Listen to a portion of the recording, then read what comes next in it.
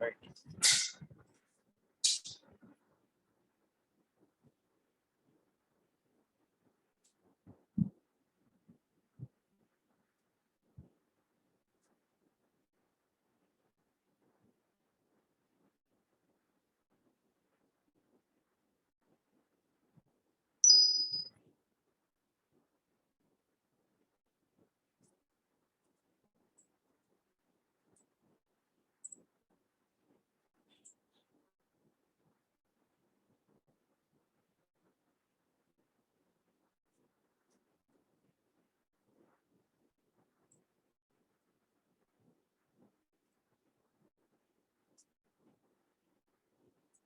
So the next topic that we are going to discuss is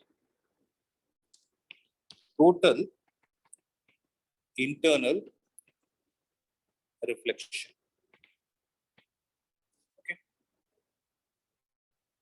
So for this total internal reflection, the first point that we need to make a note of is when light travels from denser to rarer medium, what happens to it? So when you take a ray which is traveling from rarer to denser, it starts bending away from the norm.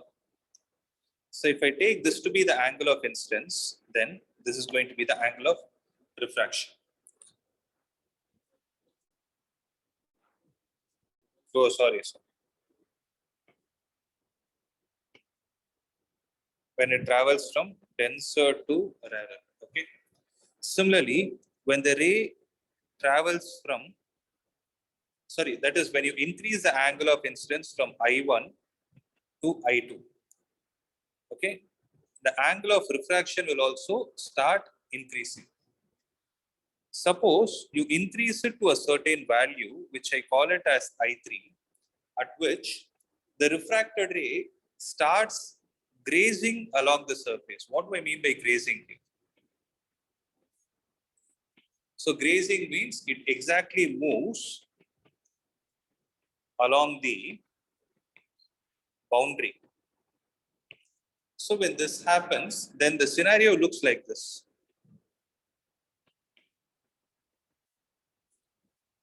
This is the angle of incidence, which I'll call it as IC.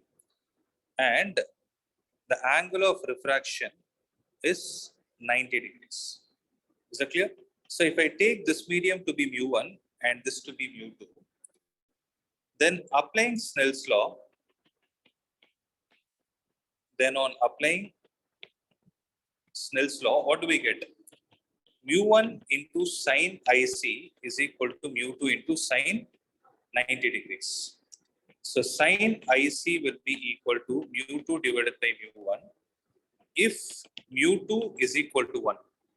That is, if the rarer medium is air medium, then I can say sine IC will be equal to 1 divided by mu1, which implies IC will be equal to sine inverse of 1 divided by mu1. And this IC is what is called as critical angle. So what do I mean by critical angle? It is the angle of incidence in where? In denser medium, for which angle of refraction is 90 degrees in the rarer medium, right? Then this is what is called as critical angle. Is that point clear?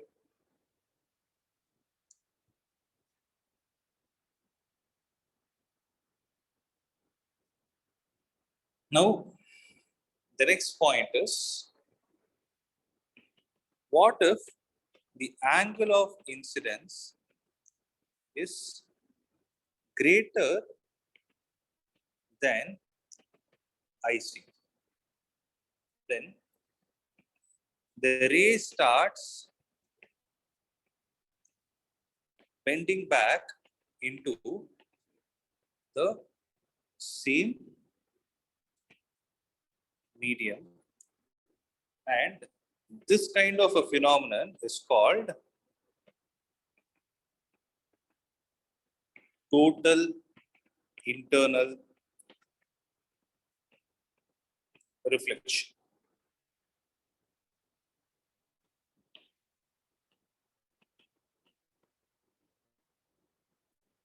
Is that point clear?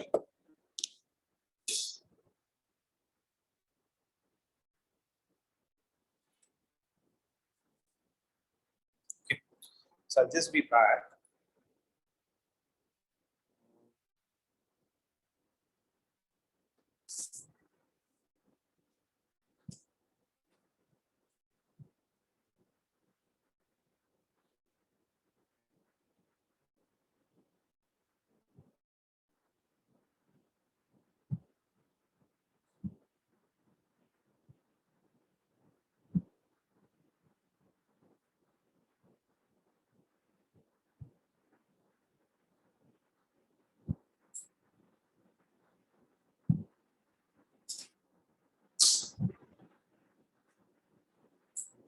I don't have material.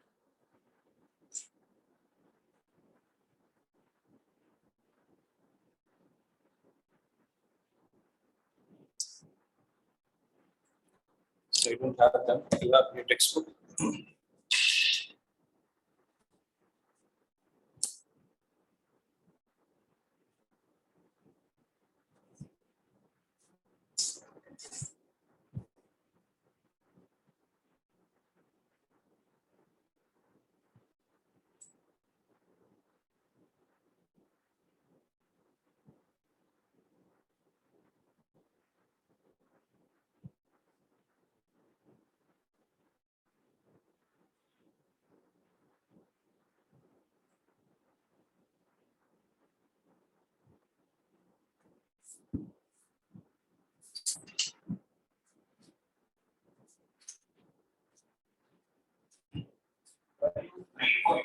Base 344.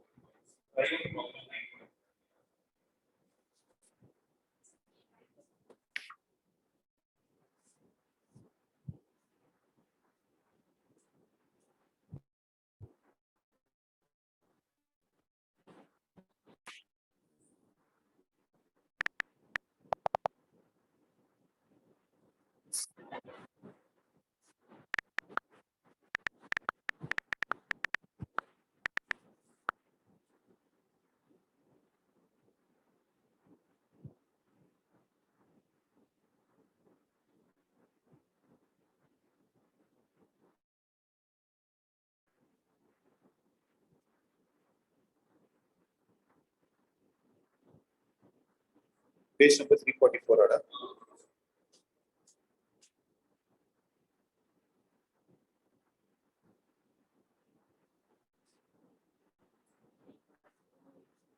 Nine point.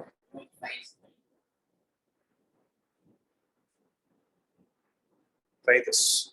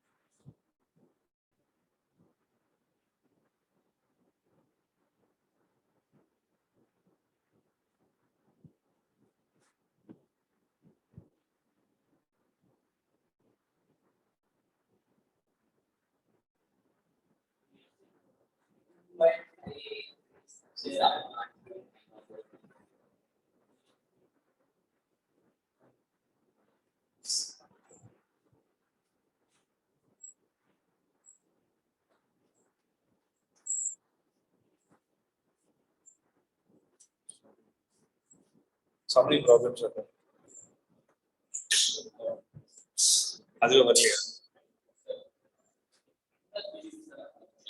Then I gave the right problem.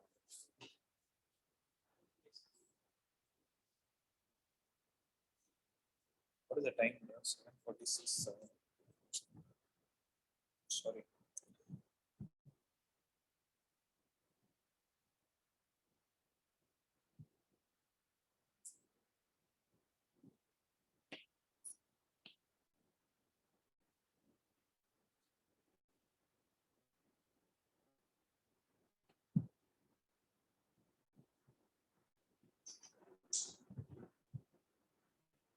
So how to solve this?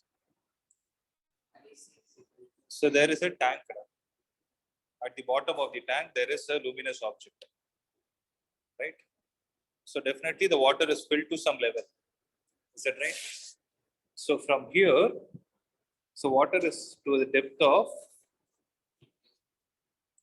80 centimeter. What is the surface? Sorry, what is the area of the surface of water through which light of the bulb can emerge out? Okay.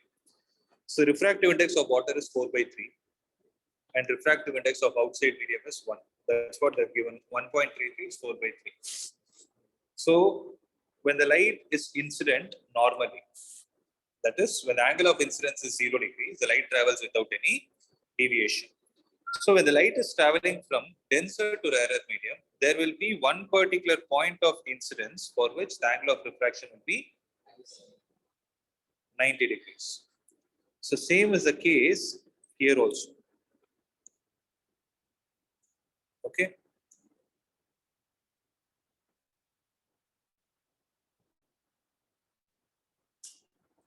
Is that right? Okay. So when you see from the top, what would have happened is light rays would have gone in all the directions and it actually forms a cone. Means from the top view, if you see it will be a circle. So this area is what we need to find. Yeah. For which the radius is r. Okay. And let's say the height is h. Okay. So if this angle is c, how much is this angle? Alternate interior angles. So 4 by 3 into sine c is equal to okay, 1 into sine 90. Is that right? So sine c is equal to how much? 3 by 4.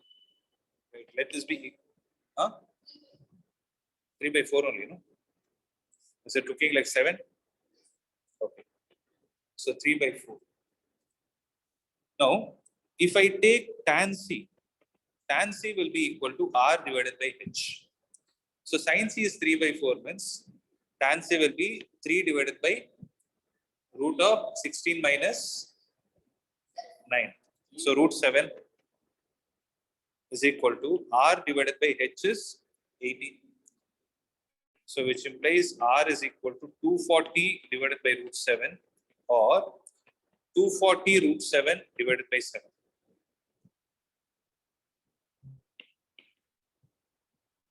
Is that right? Now solve this, you get the answer. Solve this. This will give you the value of r. So area will be equal to pi into r square. So pi. So 22 by 7 into 240 square into 7 divided by 49r. Either calculate whatever it is, rather calculate those many centimeters square is the answer. But if you do this in the same way, I substitute sides and sine but sin is equal to the hypotenuse.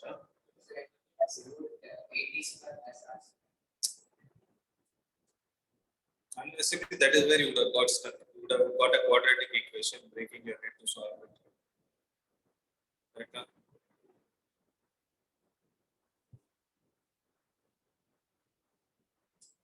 So this is how you solve this problem. Am I clear? Right. So shall we proceed to the next concept? So I explained you what is total internal reflection. So one of the applications of total internal reflection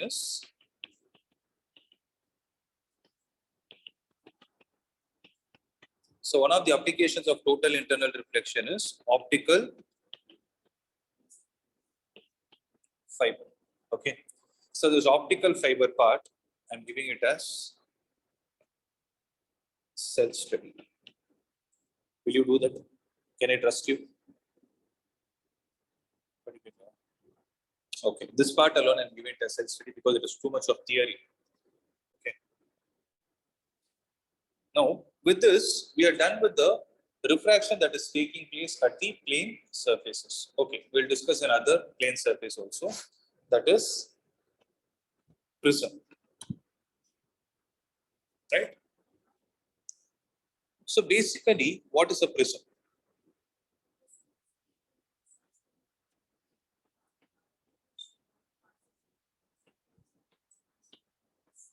Any substance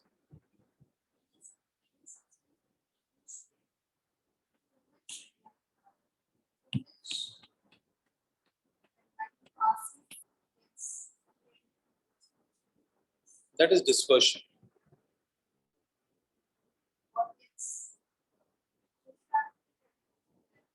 Can I say any shape which has two planar refracting surfaces.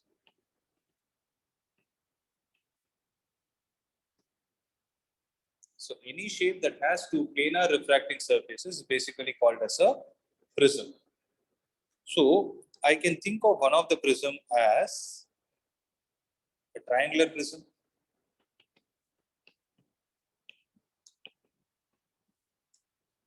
And I can think of one of the prisms as rectangular prism, and this rectangular prism is what we learned as rectangular glass slab. So similarly, if I have a pentagon shape, I can call it as a pentagonal prism or whatever it is, right? So the prism that we are going to concentrate upon is what is called as a triangular prism.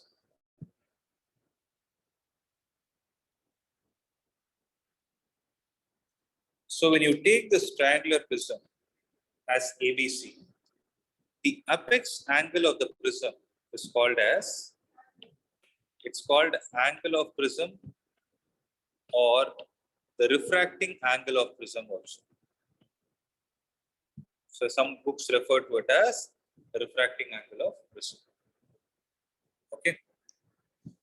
On this prism, let's say the incident ray is hitting at an angle I with respect to the normal.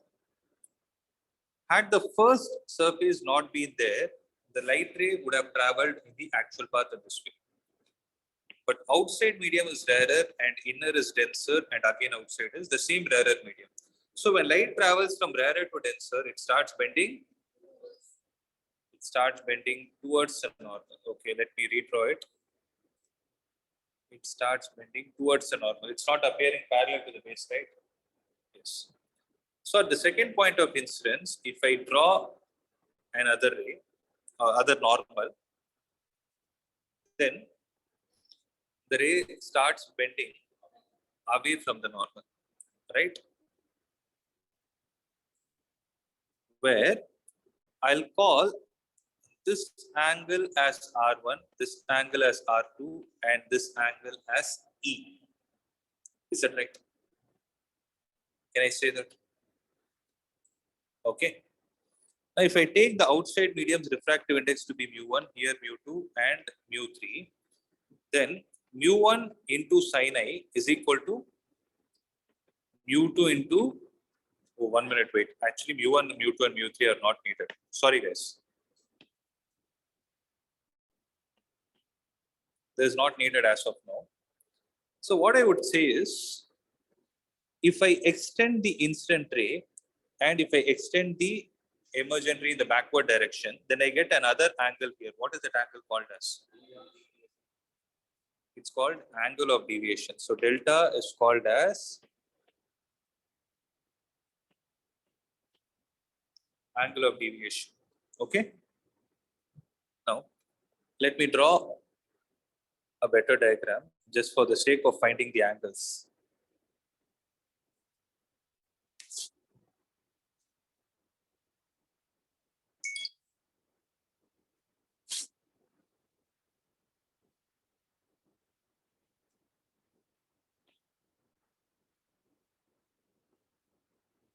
This is delta, this is E, this is R1, this is R2. Then this angle will be I minus R1 and this angle here will be E minus R2. Right. If I take this to be ABC, oh, sorry. If I take this point to be D and E, and let this point be F.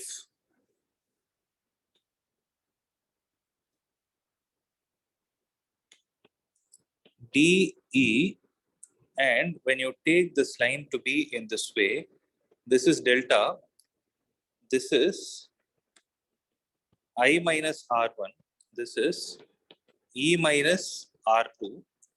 Then what is the relation with delta, I, E, all these angles? Delta is equal to I minus R1 plus E minus R2. Why is it so? opposite interior angles. Exterior angle is equal to sum of two opposite interior angles. Very simple thing, right? So delta will be equal to I plus E minus of R1 plus R2. So let this be equation number 1.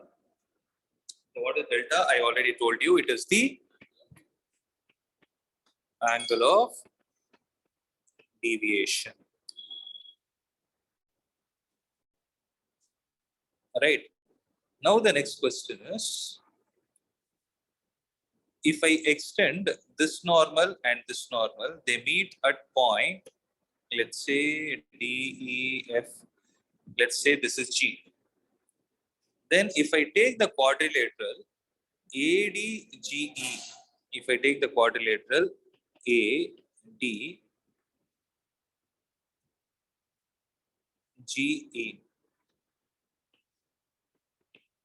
okay, how much is this angle? This is 90. This is 90. Angle A is A only. Then how much is this angle? How is it 90?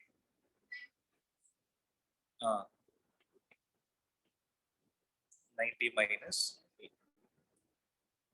Okay. Is it not 180 minus A? 180 minus A. Yes. It will be 180 minus A. Okay. Now, if you take the triangle DEG,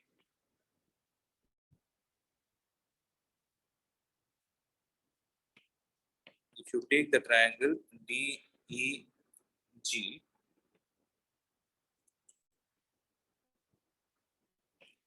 this is R1, this is R2, then how much is this angle? 180 minus of R1 plus R2. But 180 minus of R1 plus R2 should be the same as 180 minus A. So 180 and 180 are gone, which implies A will be equal to R1 plus R2. So angle of the prism is equal to 180 minus R1 plus R2. Let me call this as equation number 2. So using 2 in 1, what do I get? Delta is equal to I plus E minus A.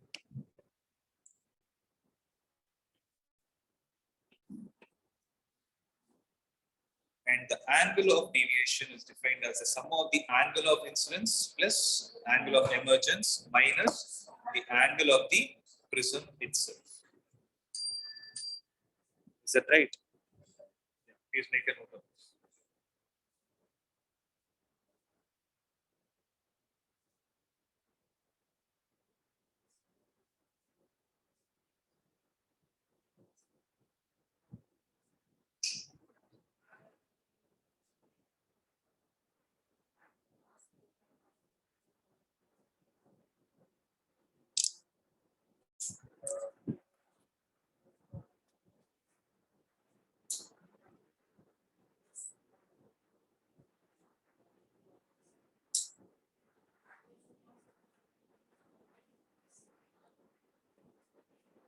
Those are online. Are you able to understand?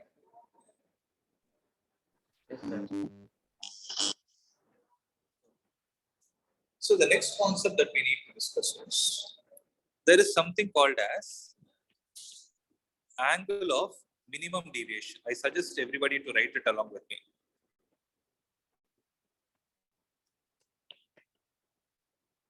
Did you guys do this experimental lab? Or you know lab? Okay.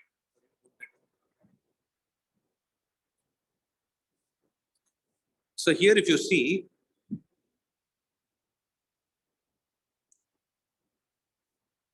if I take this to be the prism, then the control of which angle is in your hand? Obviously, the angle of incidence. Obviously, the angle of incidence. So if the ray is traveling in this way, right? The angle for a particular angle of incidence, what will happen to the refracted ray is, if it starts traveling exactly parallel to the base, okay, then it is going to hit the other surface, let's say with an angle R2, then it will get emerged out, right, where this angle will be E. Okay. Then if you try to measure the angle of deviation, then the angle of deviation will be the least possible value. And this angle is what is called as angle of minimum deviation. So what happens in the case of angle of minimum deviation is, first observation is refracted ray becomes parallel to the principal axis. Second, angle R1 will be equal to angle R2. And the third is angle of incidence will be equal to the angle of emergence. Okay, means everything will start appearing to be symmetric. To put it in simple term, every particular ray will start appearing to be symmetric. Having said this, an important point to be noted is, why do we even do this experiment of prism is to calculate the refractive index of the material that is given to you. So for that, we need to derive an expression. Okay? Let's see how we can do that. So we know two formulae. What are they? Delta is equal to I plus E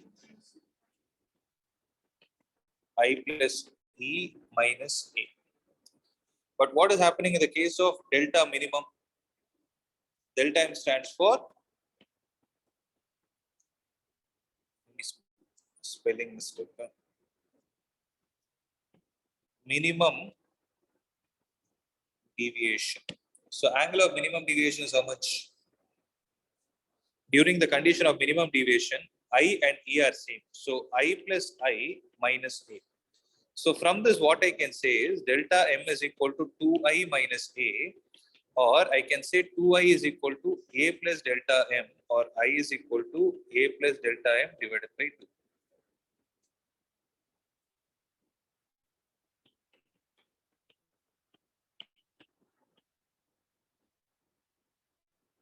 And let me call this as equation number 1. Is that clear? Similarly, what is the relation between A, R1 and R2? A is equal to R1 plus R2, which implies A is equal to 2R in the case of minimum deviation, which implies R is equal to A by 2. So let this be equation number 2. Okay. So R is equal to A by 2 will be the equation number 2. Now, having these 2 points in mind, what we can say is, when you apply Snell's law at point A,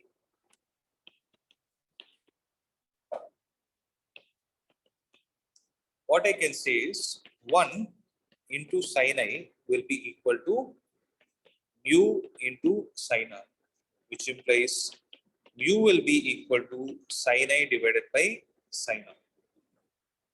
Right? Then what is mu equal to? Sin of I is how much? A plus delta M divided by 2 divided by sin R is, so mu is equal to sin of A plus delta M divided by 2 divided by sin A. Is the point clear?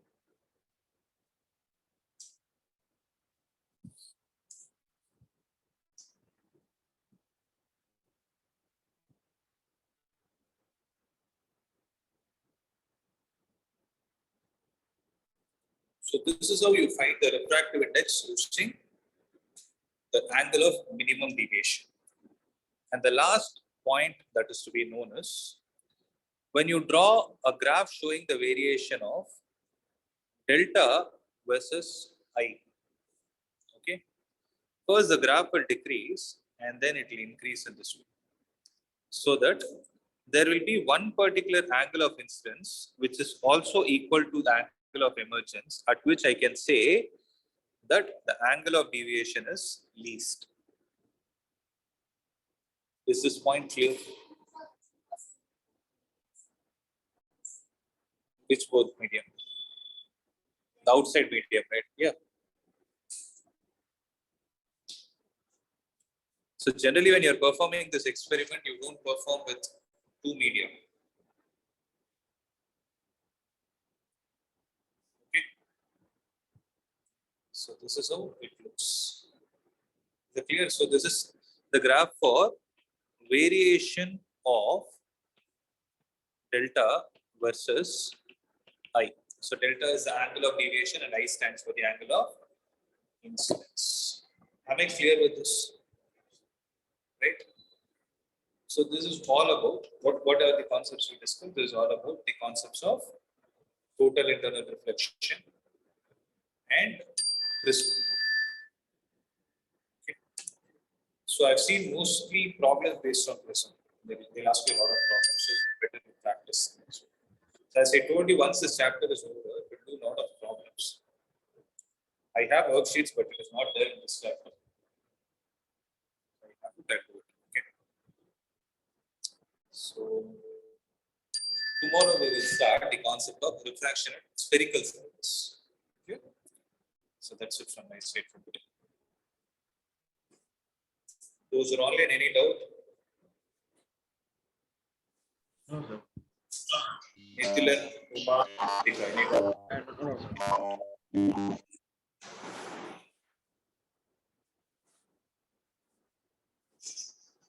Okay, I'm assuming that everyone is clear. Okay, we'll wind up.